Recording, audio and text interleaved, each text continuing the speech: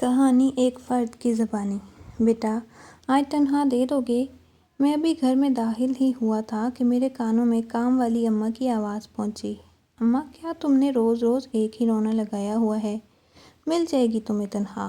ہر روز کی طرح آج پھر میں اماں کی بات پر غصے میں آ گیا تھا۔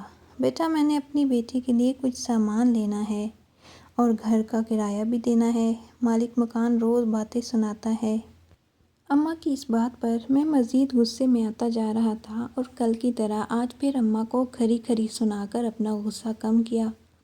کام تو تم سے ہوتا نہیں، پھر پیسے کس بات کے مانگتی ہو؟ میری ماں نے تمہیں کام پر رکھا تھا، ورنہ ان کے جانے کے بعد کب کا نکال چکا ہوتا تمہیں۔ اب میرا دماغ خراب مت کرو، صبر نہیں کر سکتی تو کام چھوڑ سکتی ہو۔ میں اپنی بات کہہ کر اپنے کمرے میں چلا گیا تھا، پر پیچھے اماں کی سسکیاں سنائی دی۔ مجھے فرق نہیں پڑا، میرا دل جیسے سخت ہوتا جا رہا تھا۔ مجھے کبھی بھی اماں پسند نہیں تھی اور نہ اس جیسے چھوٹے لوگ، لیکن کبھی زبان سے ناپسندیدگی ظاہر نہیں کی۔ امی کے دنیا سے چلے جانے کے بعد تو جیسے مجھ پر اپنا اختیار نہیں رہا۔ میرا کوئی بھائی بہن نہیں تھا، ابو میرے بچپن میں چل بسے اور غریب ہونے کی وجہ سے سب رشتہ داروں نے ہم ماں بیٹے سے منہ موڑ لیا۔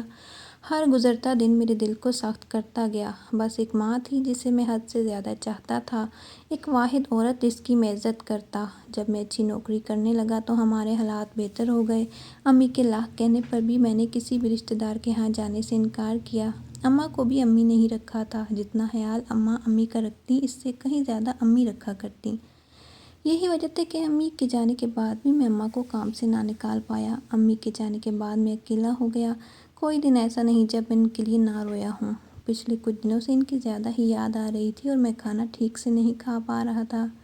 کل میں اماں کا حساب کر کے ان کو فارغ کر دوں گا، میں نے فیصلہ کر لیا۔ یہ سب سوچتے ہوئے نیند آ گئی۔ کوئی میرے سر پر ہاتھ پھیر رہا تھا جب میری آنکھ کھلی۔ دھندلی آنکھوں سے مجھے اماں نظر آئی، لیکن دھند صاف ہونے پر وہ میری امی تھی۔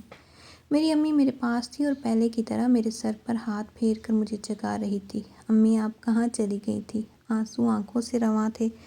میں تو ہمیشہ سے یہی ہوں میرے بچے، تمہارے لیے روز کھانا بناتی ہوں، کام کرتی ہوں۔ ماں کے سوا کون کر سکتا ہے یہ کام؟ ان کے الفاظ مجھے سکون دے رہے تھے۔ میں تمہارے لیے کھانا لائی ہوں بیٹا، آلو کے پراٹھے تمہاری پسند کے۔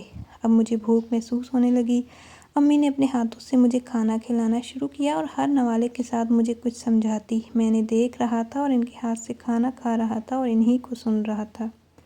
تم اب اتنا غصہ کیوں کرتے ہو بچے؟ ماں پر کون ایسے غصہ کرتا ہے؟ تم اب پہلے کی طرح پیسے لا کر میرے ہاتھ پر کیوں نہیں رکھتے؟ ماں سے ناراض ہو کیا؟ مجھے کچھ سمجھ نہیں آ رہا تھا، پر میں امی کو سن رہا تھا۔ تم تو کہتے تھے مجھ سے محبت کرتے ہو۔ تمہیں مجھ سے نہیں، ماں سے محبت تھی۔ تو ماں تو کوئی بھی ہو سکتی ہے، اگر کسی کی ماں میں تمہیں اپنی ماں نہیں دکھتی تو تمہاری محبت جھوٹی ہے۔ پر میں نے تو تمہیں ہمیشہ سچ پر چلایا ہے بچے۔ آج تم اتنے خود غرض کیسے ہو گئے؟ آخری نوالے کے ساتھ میرا پیٹ بھر گیا۔ آخری نوالے کے ساتھ امی نے پھر کچھ کہا۔ اب تم نے اپنی ماں کو رلایا تو میں چلی جاؤں گی ہمیشہ کے لیے۔ نہیں امی پلیز۔ میری بات ادھوری رہ گئی۔ گلاس ٹوٹنے کی آواز سے میں پھر سے اٹھ بیٹھا۔ دھندلی آنکھوں سے مجھے دروازے پر امی نظر آئی، لیکن صاف آنکھوں سے دیکھنے پر وہ اماں تھی۔ بیٹا معاف کر دینا، غلطی سے گلاس گر گیا۔ مجھے اماں کچھ بدلی ہوئی لگ رہی تھی۔ میں یہ ابھی صاف کر دوں گی۔ میں تمہارے لیے کھانا لائی ہوں بیٹا، آلو کے پراٹھے تمہاری پسند کے۔ اماں کے الفاظ نے مجھے ایک دم سے ہلا دیا تھا۔ مجھے وہ امی کی آواز لگی۔ مجھے اماں میں امی کا عکس دکھائی دیا۔ آج پہلی بار میں نے غور سے اماں کو دیکھا تھا۔ وہ ماں تھی، وہ تو میری ہی امی تھی، میرے لیے کھانا بنانے والی، میرے سب کام کرنے والی، بنا لالچ کے میرا خیال رکھنے والی۔ دل پر کہیں مرہم رکھا جا رہا تھا۔ اماں میرے جواب کا انتظار کر رہی تھی، پر میں تو جیسے سکتے میں تھا۔ میں تو ہمیشہ سے یہی تھی بیٹا۔ ہاں امی، ہمیشہ سے یہیں پر تو تھی۔ آج مجھے امی کے علاوہ بھی ہر عورت اچھی لگنے لگی تھی، جلد جیسے موم بن گیا تھا۔ مجھے اماں آج بالکل اپنی امی لگ رہی تھی۔ بیٹا کھانا۔ اماں کے الفاظ نے مجھے میرے خیالوں سے باہر کھینچا۔ اماں کی سہمی آواز پھر آئی۔ بیٹا کھانا ٹھنڈا ہو رہا ہے۔ نہیں مجھے بھوک نہیں اماں، پیٹ بھرا ہوا ہے۔ مجھے سچ میں بھوک نہیں تھی، صبح سے کچھ نہ کھایا تھا، پر پھر بھی اب میرا پیٹ فل تھا۔ مجھے ابھی بھی اپنے منہ میں آلو کا ٹیسٹ محسوس ہو رہا تھا۔ ایسا کیوں تھا اب میں سمجھ رہا تھا۔ اب مجھے امی کی ہر بات سمجھ آ رہی تھی۔ بیٹا اماں مجھے اچھے موڈ میں دیکھ کر پھر بولی، بیٹا تم مجھے میری تنخواہ دے دو، میں آج کے بعد نہیں آؤں گی، ہمیشہ کے لیے چلی جاؤں گی۔ ایک بار پھر سے امی کی آواز گونجی تھی، آج کے بعد اپنی ماں کو رلایا تو میں ہمیشہ کے لیے چلی جاؤں گی۔ نہیں نہیں، میں زور سے چلایا اور اٹھ کر اماں کا ہاتھ تھام لیا۔ مجھے اکیلے چھوڑ کر مت جائیں، میں آج کے بعد کبھی غصہ نہیں کروں گا۔ امی آپ کو لائی تھی، آپ میری ماں جیسی ہیں، مجھے معاف کر دیں۔ اماں بے یقینی سے مجھے دیکھ رہی تھی اور اس کی آنکھوں سے آنسو رواں تھے۔